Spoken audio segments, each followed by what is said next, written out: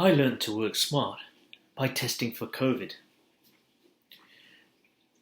This is Paul Chandy from TriT, coaching your children to succeed in school and enabling you to succeed in the school of life.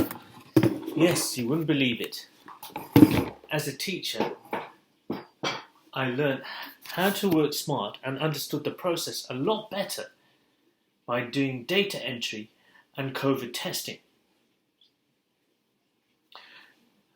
My usual job is to teach in front of a class, but as a supply teacher, I was asked in to do, over a period of 2.5 weeks, about over 1,000 tests.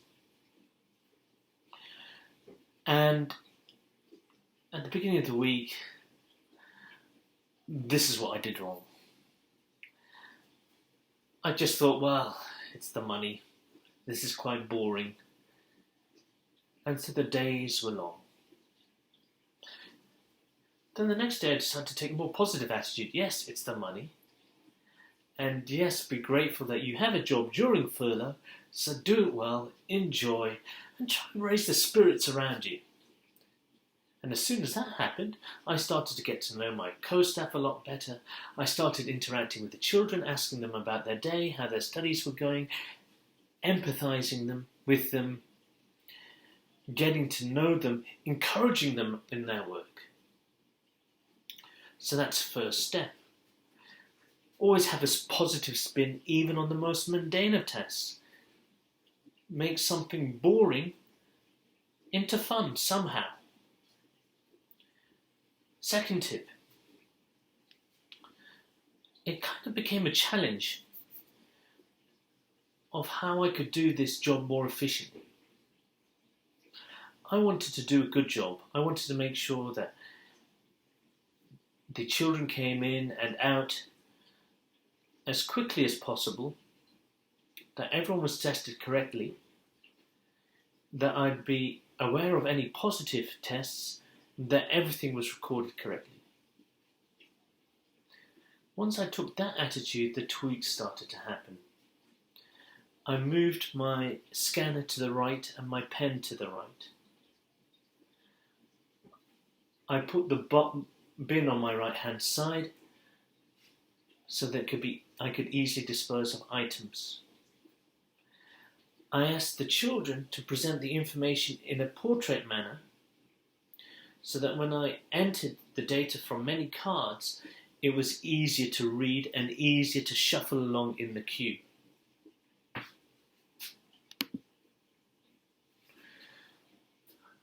I put a notice of what details should be put. I made them do a snake queue, and as people came up to be tested and guided by other staff, they would rotate, so it saved me giving instructions. The information that they had to write down was on a card, and they could collect all the materials themselves and put all the materials back in the right place. I was delegating a lot of work onto them, which saved me a lot of time. Previously, I was handing out materials, I was handing out pens, I was saying instructions every 10 minutes, I was reminding students what to do, my equipment was in different places, and that lost me all time. So the second rule is be organized. The third rule is streamline your processes.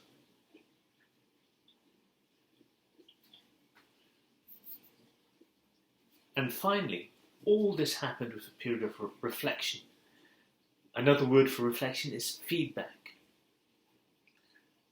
So learn from your feedback of how your process is going and think how you can make it better. That could be feedback you're giving to yourself or from others, and communicate your wishes to the rest of your team. Number 5. Now I hope we remember all that 5. Let's review it again. At first I found the process boring, so have fun and make the most of it to get a better result.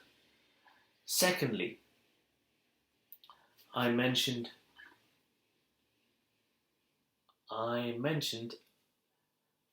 about streamlining the process, and there was getting feedback about the process and reflecting. That was the third one.